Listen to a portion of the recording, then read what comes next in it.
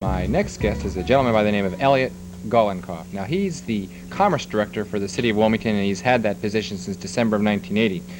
In that position, he's responsible for coordinating all of the economic development functions for the City of Wilmington as well as for WEDCO. And he also oversees the operations at the Port of Wilmington, which is ever expanding. Now, due to his efforts in part, we've attracted 4 major New York banks to the Wilmington area. He's been instrumental in keeping the Hercules and Wilmington Trust in the Wilmington area, and also his efforts have prompted the American Life Insurance Company to build their corporate headquarters in the Christina Gateway. So it's a great pleasure to introduce to you our City Commerce Director, Elliott Golinkoff. Hello, Elliott. Good evening. Nice to be here. Elliott, there are basically, I suppose, from what you explained to me, 4 basic areas of concentration. You've got your downtown area in your scope of purview. You've got your neighborhood area, commercial and industrial, and port. That's correct. Now, let's talk about the downtown area first. There's an area called the Christina Gateway. What specifically is that? The Christina Gateway is an area in downtown Wilmington that runs from approximately 7th Street to the Christina River, bounded on the east and west by Walnut Street and King Street.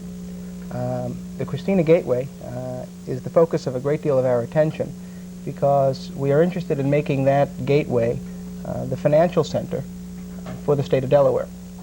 We are hopeful that in the not-too-distant future, the banks from New York and other states that are coming to Delaware, as well as insurance companies and other financial service industries, will locate their headquarters in the gateway.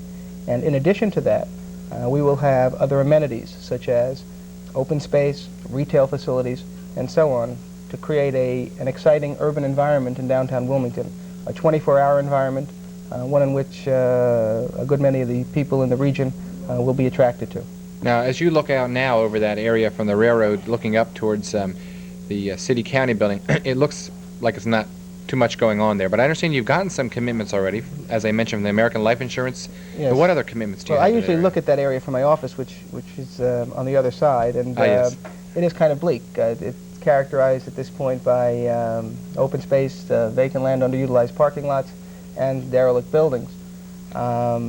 However, recently we had a major announcement that American Life Insurance will be building their corporate headquarters in Wilmington between 6th and 7th Street and King and Walnut Street. What's that, a $14 million project? It's in excess of $14 million. It will incorporate a 500-car parking garage and approximately 550 employees who will be working in Phase 1 of that project. Local? Will local people be employed? They will mostly local, and in fact all will be local. In addition, Citibank has recently signed an option agreement for just about the remainder of that site, from 5th or 6th Street to 4th Street and King and Walnut. So we are really moving down towards the railroad station, and what happens in development is as a good deal of interest is shown by major banks and other users, it sort of filters down and creates a great deal of activity in the area. So we are hopeful that as a result of the activity demonstrated by Citibank and American Life, that there will be increased activity south of that to the railroad station. So you envision that when a viewer comes into the railroad station, what is he going to see?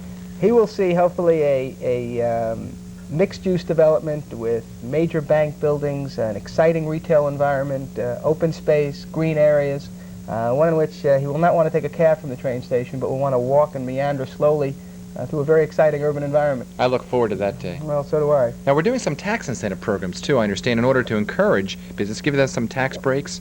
Well, we have an active tax incentive program that we recently revised. We are targeting the Christina Gateway for a differential tax incentive. We have a 5-year tax incentive, total abatement on city property taxes for 5 years on new construction throughout the city. In the Christina Gateway, we have added an additional 5 years to make it a 10-year abatement, again, to help us achieve our goal of creating a financial center in a very distressed part of our downtown. Let's talk about another area downtown, the Brandywine Gateway. That's where we've got the Wilmington Trust and Hercules towers going up. That's correct. We have a very strong foundation in the Brandywine Gateway. We're very proud of what we've accomplished. And I must mention that it sounds like a city effort, and it involves the mayor and city council, but to a large extent this effort would not bear fruit unless we had the active support of the governor and his staff and the General Assembly. This is a real partnership we're involved with, and It's because of that partnership that Hercules Wilmington Trust and the banks are coming to Wilmington. But in the Brandywine Gateway, we were successful in keeping Hercules in town and in keeping Wilmington Trust in town, and those two projects are forming the foundation of a very strong anchor at the Brandywine River. How about the port area? What are the plans generally there? Well, the port is a real jewel. We feel that it is a major economic development, a major component of our economic development strategy. Right now we are diversifying. We are becoming increasingly interested in container operations. Traditionally and historically, we have had many users at the Port of Wilmington. We import bananas, frozen orange juice, cocoa beans, automobiles. We export coal and automobiles. And now we're getting into containers, and in the long run, we might also be getting into coal. Now, aren't there some adverse effects if we had a coal port?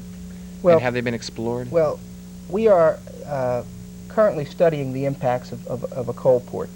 We are working with one of the largest coal producers in the world, that is the Amex company, out of Greenwich, Connecticut, and they're a first-class operation, and they will put a state-of-the-art facility in our port if it's feasible.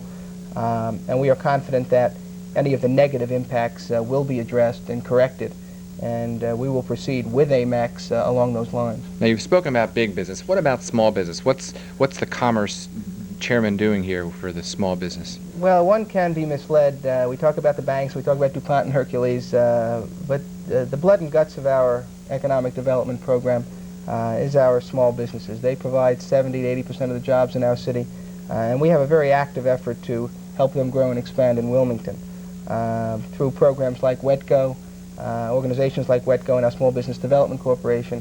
We provide a great many financial incentives to businesses to grow and expand in the city. We probably have the largest array of programs of any city in the country. We package loan applications. We provide a whole host of financial incentives to encourage development, and we've been quite successful.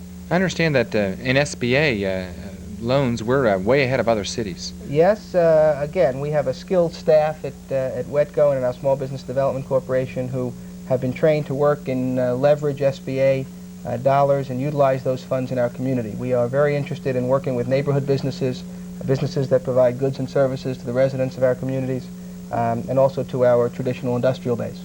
We're almost out of time, but I wanted to ask you, do you think that Wilmington has a competitive edge over other cities, and if so, why? Well, yeah, I really believe we have a major competitive edge. First of all, and I think most importantly, we have our government, business, and community leaders who work very closely together. A strong partnership between the mayor and the governor and our business leaders really creates a positive business environment. We're very competitive in terms of taxes, property values, labor costs, and so on.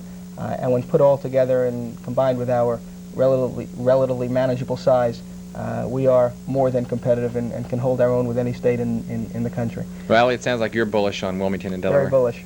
This has been Elliott Golinkoff, the Commerce Director for the City of Wilmington. And Elliott, thanks for coming on our show. I wish you best success in your plans. It'll benefit us all. Thank you, and it's been a pleasure. We're going to go to some short messages. Don't go away. We'll be back with